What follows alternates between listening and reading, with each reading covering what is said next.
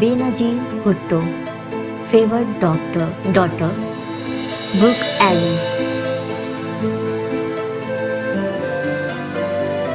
About the book, the story of Benajeer Bhutto, the first woman to lead a Muslim nation, seems lifted straight from Greek tragedy. Born to privilege as the daughter of the one of Pakistan's great feudal families, she was groomed for a diplomatic career into the political arena when her father, Pakistan's charismatic and controversial Prime Minister, was executed. She then led Pakistan, one of the most turbulent and impoverished nations in the world, through two terms as Prime Minister in the 1980s and 1990s. But she struggled to ward off charges of corruption and retain her 10 years hold on power, and was eventually forced into exile. Bhutto returned to Pakistan in 2007 only to be assassinated by a suicide bomb as her motorcade rode into Karachi for what was intended to be a triumphant return, including interview with key figures who knew Bhutto and have never before spoken on the record.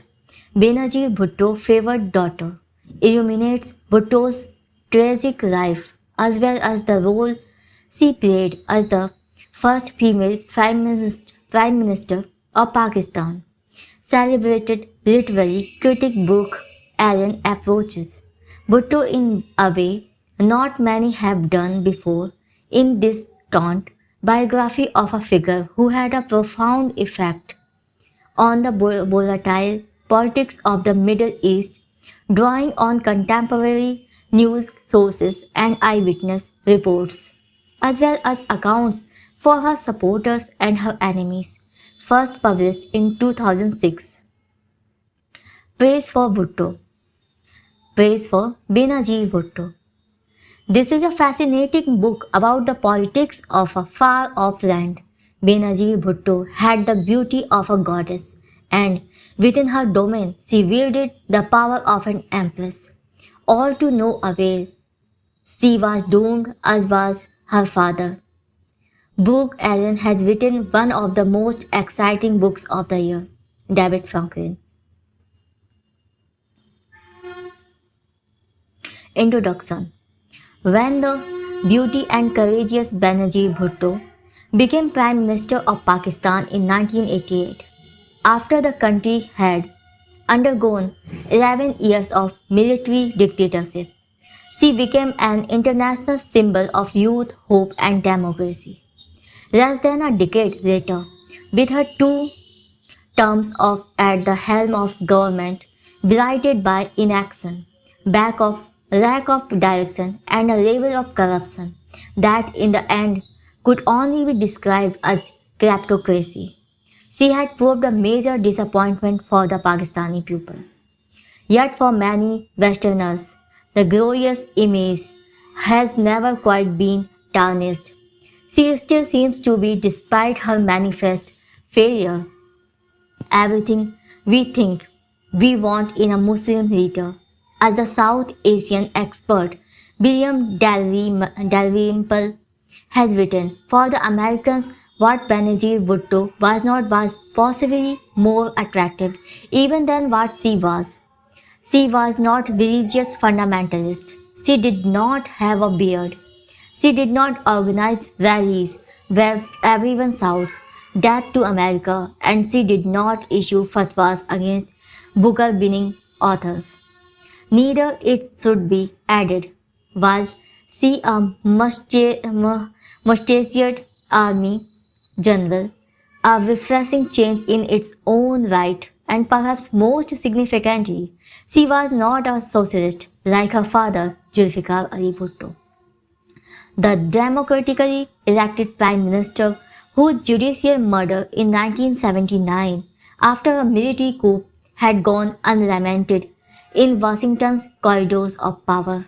During his years in authority, Jed, a Bhutto had distanced Pakistan from the United States by removing it from the American-led Southeast Asia Treaty Organization and pursuing a policy of nominal non-alignment, while in practice cozying up to Mao's China. Benazir, by delightful contrast, was a thorough new liberal and far from anti-American. She even became chums with the Iron Lady herself, Margaret Thatcher, whose strong arm methods she admired and eventually emulated.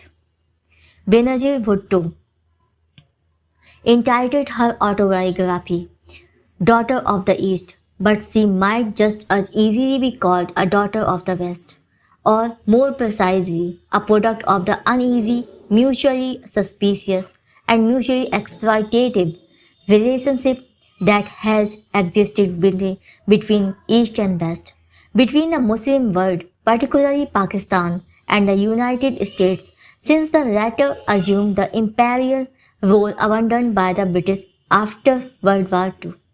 Educated, as her father had been both in England and America, Benazir appeared to be one of us. She acquired a Western veneer that manifested itself at the baseline level in a taste for peppermint stick ice cream and pop psychology, and on a higher plane in a steeping in an apparent respect for democratic government, whether of the parliamentary or the presidential variety, based on enlightenment, principles of legal equality, and the consent of the governed.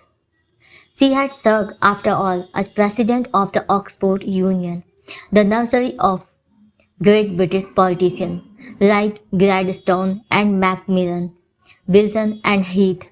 Before that, at Howard's Radcliffe College during the Vietnam era, she had soaked up the impassioned rhetoric of the anti-war and women's liberation movements that were revolutionizing American culture. So when she entered the political arena upon the arrest and subsequent execution of her father, it seemed she might bring a style of Western democracy to the apparently endless Pakistani cycle of civilian rule followed by military takeover, a process her father, Jed, a Bhutto, had dubbed coup hegemony, and then there was the fact that she was a woman, as the press perpetually reminded us. She was the first woman to be elected leader of a Muslim nation. Pakistan's population is 97% Muslim, a substantial percentage of which is religiously and socially conservative. It was indeed a remarkable achievement for a Radcliffe peace picnic to rise to become the leader of conservative Pakistan, and yet a look at the history of that nation's geographical neighbors indicates Benazir Bhutto's electoral victory in 1988 was not so much a sign of the unprecedented relaxation of Pakistani religious prejudice, as it was a reminder that Pakistan was historically a part of India and remains Indian in many features, including the acceptance of female leadership. If the woman in question happens to be carrying on the mission of a husband or father since the breakup of British India in 1947, there have been several such examples. Indira Gandhi picking up the torch from her father, Jawaharlal Nehru, India's first Prime Minister, srimavo bhandarnaike of Sri Lanka, who took office as Prime Minister in 1960 after the assassination of her husband, Miss Bhutto herself avenging her charismatic father, and Khaleda Jinnah, widow of the Bangladeshi leader Ziaur Rahman, who in 1991 led their party to victory in the national election of this other Muslim country. 5 years later, another woman, a daughter of Bangladeshi founding father Mujibur Rahman, would head that government, And then there was the redoubtable Fatima Jinnah, sister of Pakistani founding father Muhammad Ali Jinnah, who at the age of 72 challenged the military dictator Ayub Khan in a presidential race. If anything, female leadership has become a regular subcontinental tradition, with Ian Buruma going so far as to posit that the importance in Hinduism of Great Mother, who can be both horribly destructive and divinely benevolent, had had a strong influence on subcontinental politics in both Hindu and Muslim nations.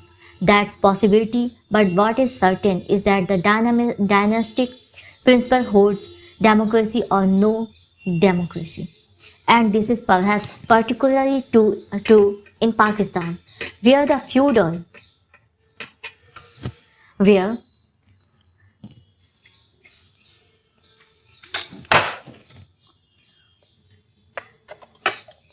where the feudal system was never broken. After the departure of the British in India, Nehru's socialist policies and reforms enacted over this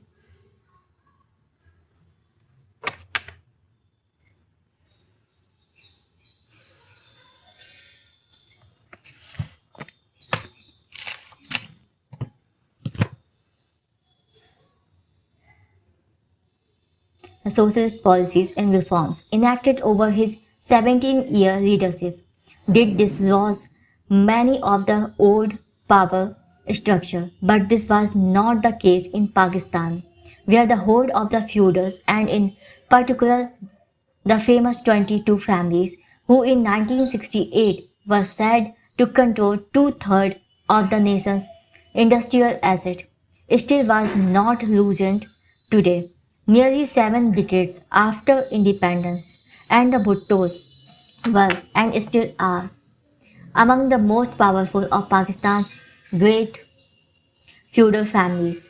They are aristocrats and they are fully aware of that fact.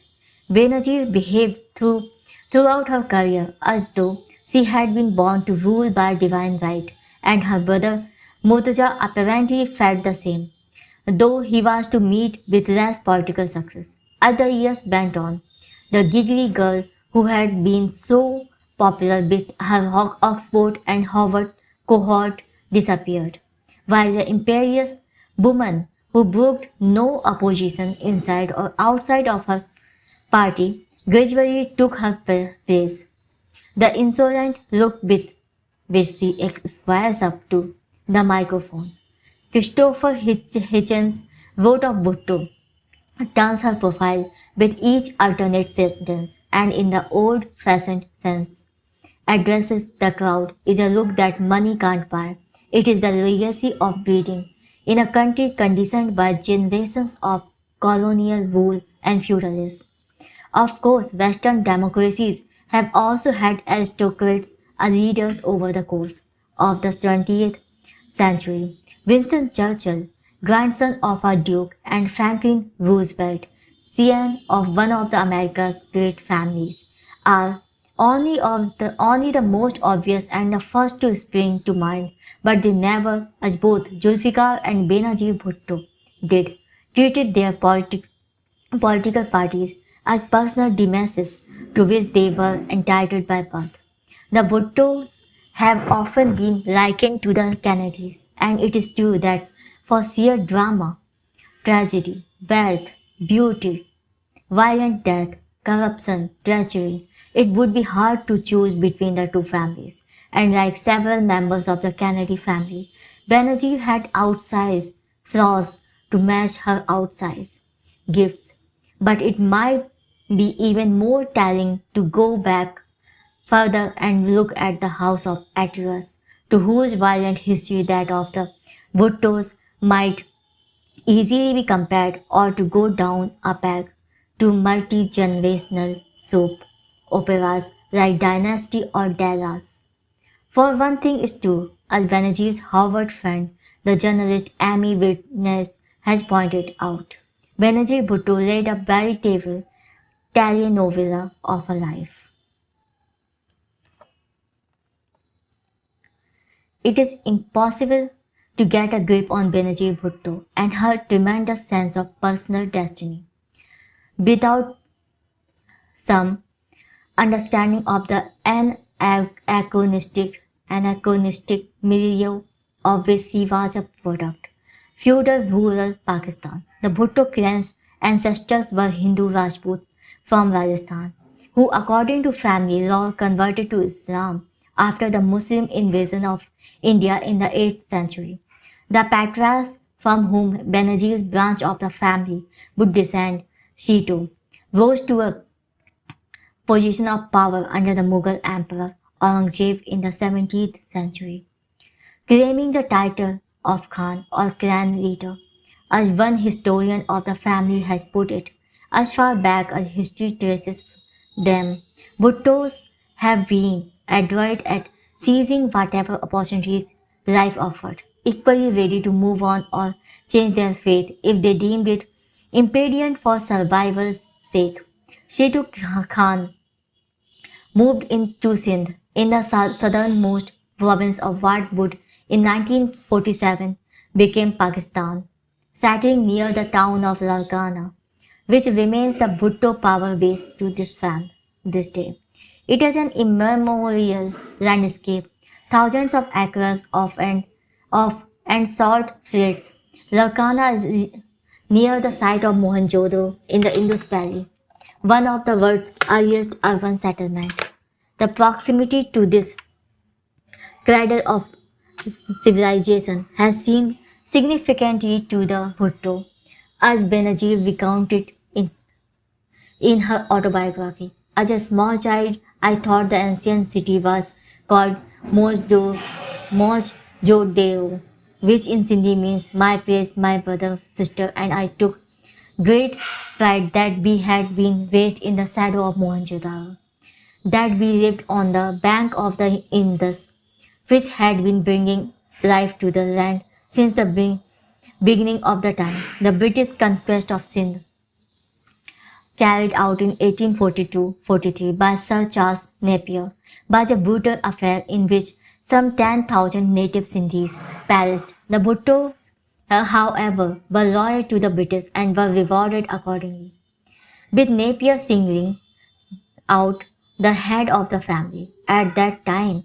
Dodo Khan Bhutto, for special favors. Dodo Khan consolidated the immense family holding in Sindh, while Bhuttos from other branches of this large extended family received titles from the Queen Empress and land from the Raj administration. At the height of the family's power, Bhutto land in Sindh stretched nearly 80 miles, a dimension that dwarfed comparable aristocratic holdings in the Europe.